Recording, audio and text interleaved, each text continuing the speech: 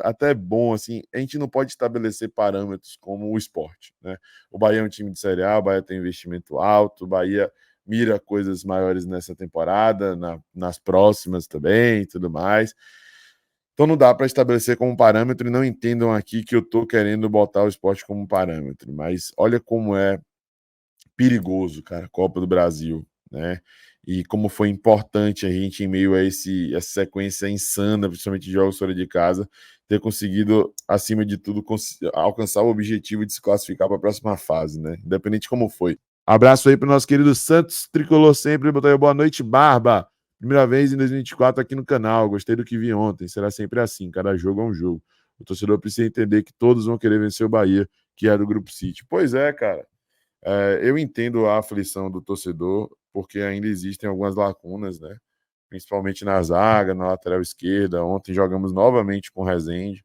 Não é o ideal ter Rezende quando você pode ter um lateral de origem e tem condições financeiras para poder investir em um lateral de origem de qualidade, por mais que não tenha o nível de Thiago Borducci que vai chegar em julho, um lateral que possa corresponder mais do que dois jogadores improvisados, né? Então ainda existem algumas lacunas, mas o Bahia superou uma barreira pesada, né, que teve pela frente. Dos últimos 8 jogos aí foram 7, né, fora de casa, essa foi a média. Vou até abrir aqui na tela para a gente poder ver em conjunto, mas eu acho que foi mais ou menos por aí, foram muitos jogos fora de casa, velho. E o Bahia, historicamente, fora de casa, sempre teve seus problemas. É algo cultural, sabe? A galera brinca, resenha com esse negócio de pé frio e tal, mas eu não vou para jogo fora de casa de agora. Vou há muitos anos. 2019, por exemplo, foi um ano muito bom para o Bahia. Um ano que a gente pôde sonhar, digamos assim. Pô, o Bahia passou perrengue fora de casa. Né? Ficou um bom tempo sem ganhar fora de casa.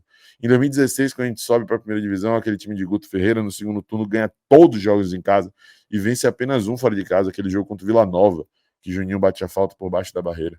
Então, Bahia é algo cultural, enraizado, um nhaca que tinha, assim, sabe? Que independente do adversário, fora de casa era um perrengue mesmo. Parece que o time mudava a característica, parece que o time mudava, assim, o estilo de jogo completamente. Mudava tudo, né, fora de casa.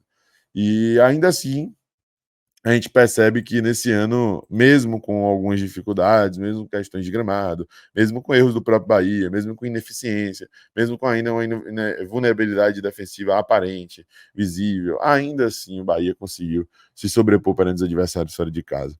Aqui a sequência, ó. O Caxias foi fora de casa, um Jequié fora de casa, Ceará foi fora de casa, 3, aí teve o Jacuipense na Fonte Nova. CRB fora de casa, 4, Juazeirense fora de casa, 5, Motoclube fora de casa 6, Vitória da Bahia fora de casa 7. Então, dos últimos 8 jogos do Bahia, 7 foram fora de casa. 7 foram fora de casa. É algo completamente surreal isso, né? E assim, com distâncias curtíssimas. O Bahia não teve uma semana de um jogo para o outro. Foram todos os jogos aqui. Um aconteceu no final de semana, no meio de semana, final de semana, no meio de semana, final de semana, no meio de semana, final de semana, no meio de semana.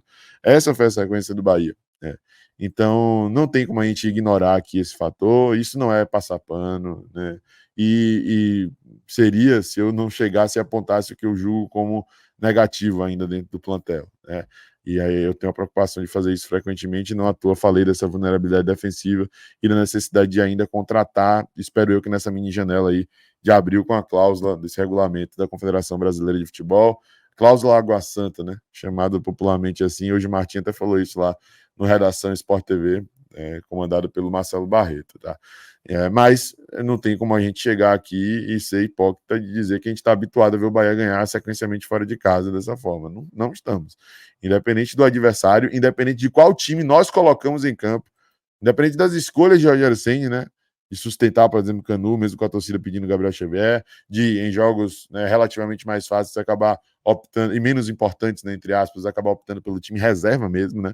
O jogo do GQF é assim, tinha um ou outro titular, mas até os titulares estavam deslocados de posição. O Juba, por exemplo, estava sendo titular no meio.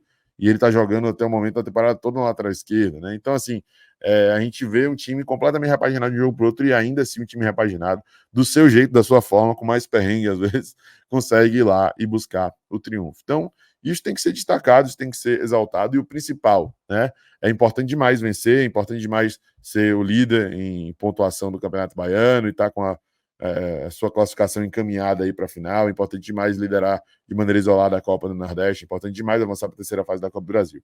O resultado é muito importante, tá? Mas é importante, pensando não só no hoje, mas no amanhã, ver que o rendimento não está sendo tão ruim assim, né, cara? Ontem, contra o Caxias, o Bahia teve muitas chances, muitas oportunidades, teve muito volume de jogo. Quando teve mais a posse e o controle ditou o ritmo, o Bahia foi muito superior. Quando teve que jogar na transição em velocidade, no contra-ataque, o Bahia também foi muito superior. E criou chance para poder tornar o jogo mais tranquilo.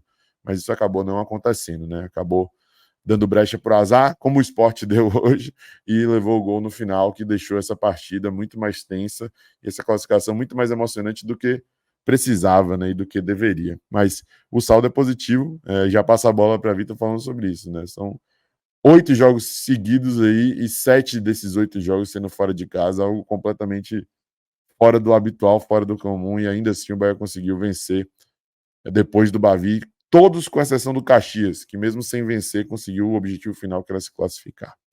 Mas é isso, né? O Bahia ontem passou por um momento de aperto, né? Sem necessidade alguma, bicho. Porque estava controlado, né? Era um jogo que estava ok, que dava para o Bahia conseguir sair de lá, né, do Rio Grande do Sul, sem passar muito aperto, né, e sem se desgastar muito.